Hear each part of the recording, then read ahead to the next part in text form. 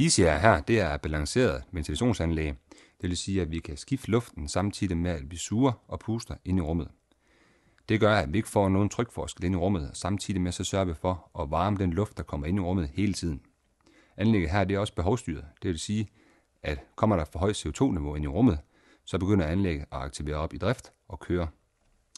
Derefter så passer anlægget helt sig selv og kører afhængig af, hvordan CO2 er i rummet og luftkvaliteten ind i rummet.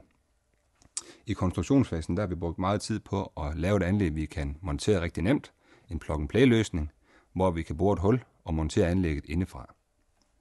Anlægget det kan så tilpasse selve vægtykkelsen på muren. Har du en bred mur eller en kort mur, det er ikke det store problem, så kan vi sagtens tilpasse anlægget dertil. Hvis vi kigger på anlægget her, så har vi nogle forskellige komponenter heri. Vi har 2 motorer her, en der sidder her og en der sidder her, simpelthen for at lave det her balancerede luftskifte. Vi har motor, der puster og motor, der suger på samtidig. Så har vi en varmeveksler, der sidder her, en roterende varmeveksler, som drejer rundt og overfører varmeenergien fra den ene luft til den anden, så vi altid sørger for at varme luften op.